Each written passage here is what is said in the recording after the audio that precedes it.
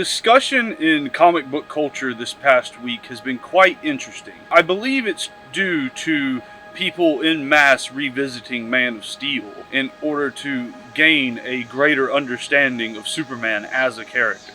However, since the film's initial release, there has been a large contingent of people within comic book culture that expect him to be harmless and basically sinless. In Larry Tye's book, Superman, The High-Flying History of America's Most Enduring Hero, he talks about how Superman serves as a secular messiah to non-believers. He is basically a filler for non-believers that fills the void of God in their lives. The expectation for him to be sinless is, whether they realize it or not, is for him to match Jesus and all of Jesus's benevolence. People wrongly expect him to be the sinless, harmless guy who wouldn't hurt a fly, when that's not true. That's not true in the slightest. When threats arise, Superman will always calmly address the situation first.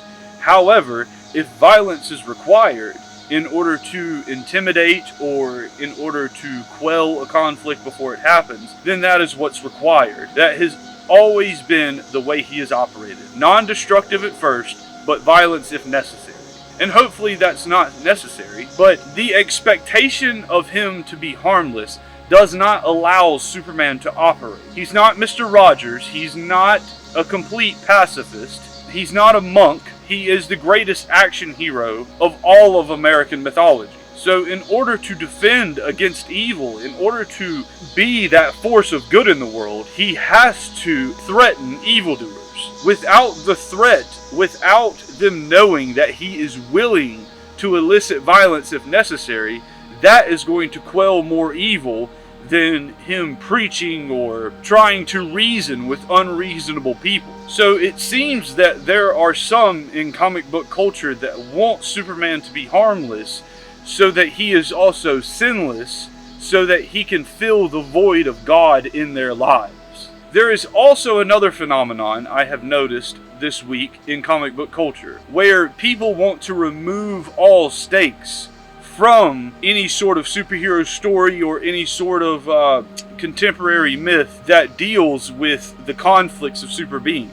There's a contingent of people that want cities evacuated in 2 minutes flat. There are people who want the fights to take place in uninhabited locations so that no one gets hurt. However, I think that that is quite ridiculous, because when a villain attacks, people are going to die. That's just how that happens.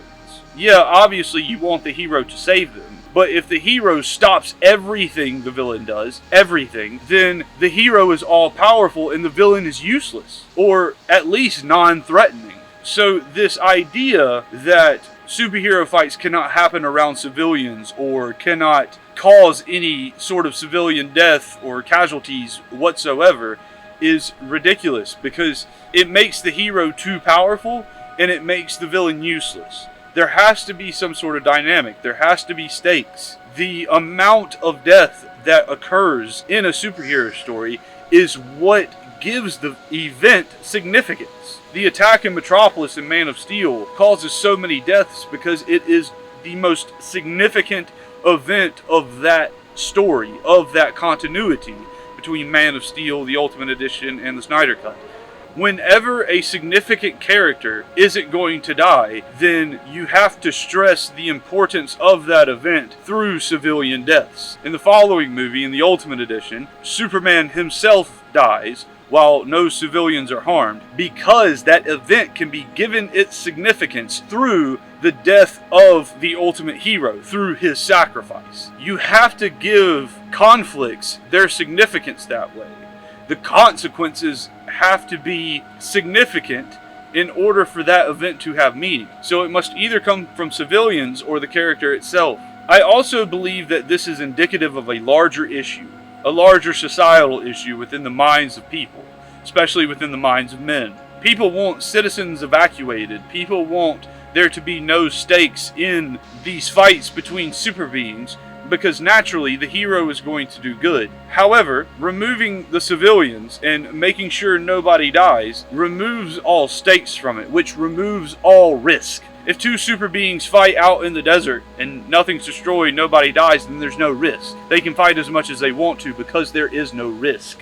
So I think the people in comic book culture who demand that civilians be evacuated, who demand that nobody gets hurt, who demand that all stakes and all risk are removed, I believe that they want to do good, but without taking on the risk. Another impossible paradox. Because you cannot do good in the world without taking on the risk that evildoers will elicit in order to combat you. You cannot do good without taking on risk. In another video, I mentioned how I removed a disruptor from the establishment I was at because he was causing problems and threatening people. Removing him was the good deed. However, I had no idea if this person would attack me. I have no idea if he would have a weapon on him or what his reaction would be. However, I was still able to remove him from the establishment peacefully because I was willing to take that risk in order to preserve the lives of others and preserve their higher silence and to preserve the cultural ethos of that day. You cannot do good without risk. Removing the possibility of damage from a superhero story removes risk, but maintains the expectation that the hero does good. You cannot do good without incurring risk.